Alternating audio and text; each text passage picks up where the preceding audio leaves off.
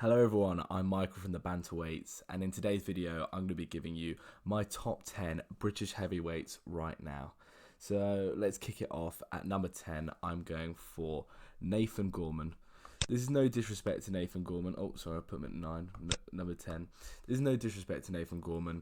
He's clearly a very talented fighter. I saw a lot from him in the Daniel Dubois fight. You know, good check left hook, fast hands.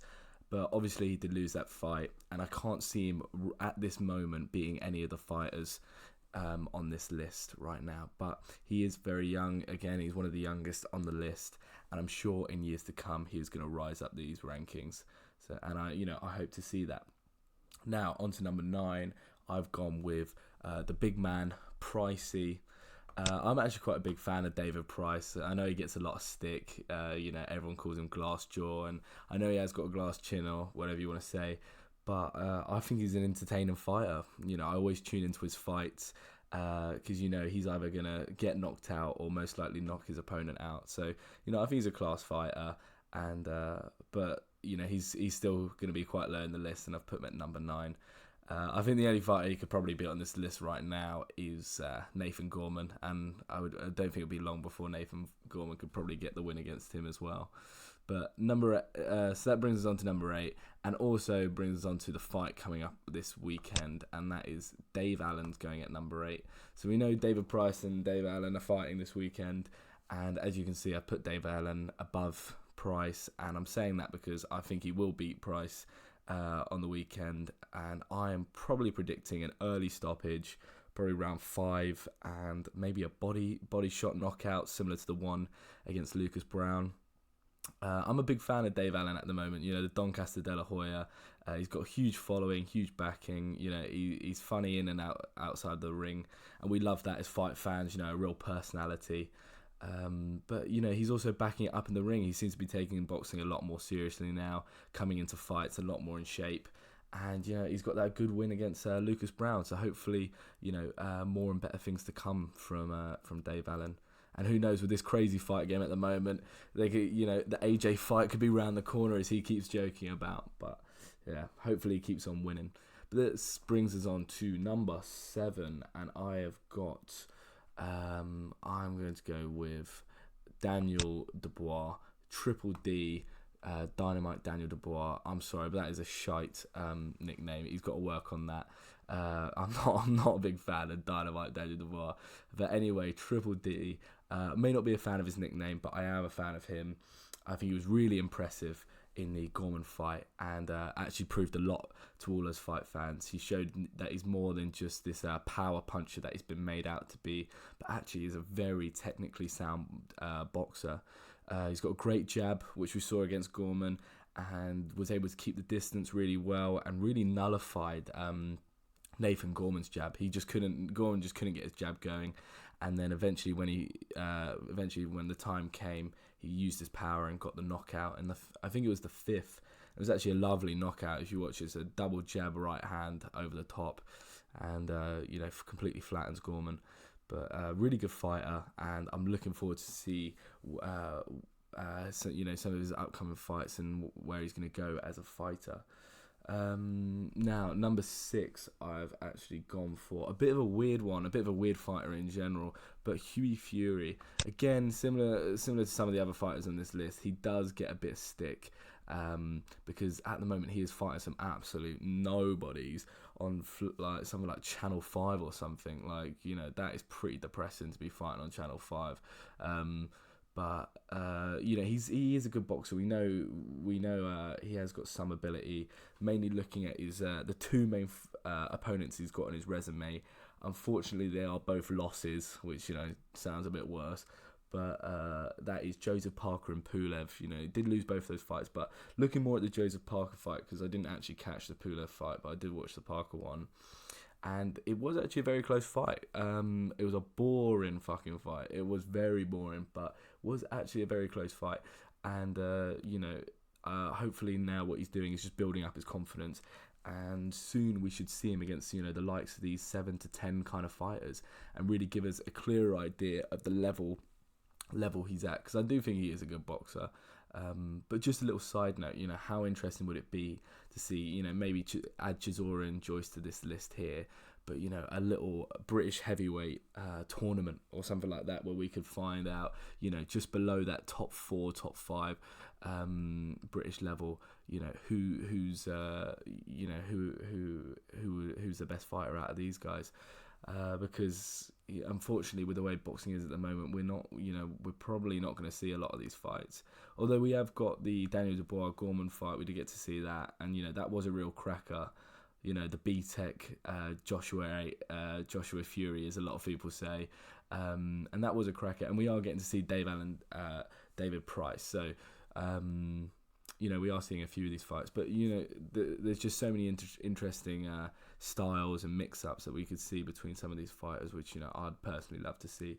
But anyway, I digress. On to number 5. I'm going with the big man again. Oh, another big. Well, big fucking big men, aren't they? But I'm going with Joyce the Juggernaut is his nickname, and he is a juggernaut. The way he fights, bloody hell, he will be eaten out of a straw pretty soon. The way he fights, man, he's had about 50,000 smacks to the head. But it does work in a weird way. His fighting style is effective. He comes forward. He's got a crazy stamina for his size. Throws a load of punches, and will take one to give two. So it has worked. He got a good win against Brian Jennings. And I really like to see that Joyce Dubois fight. Right now, I've got Joyce just ahead of Dubois, as you can obviously see. But I think within a few fights, I reckon Dubois will probably overtake him, because Dubois is improving at a ridiculous rate, in my opinion at least.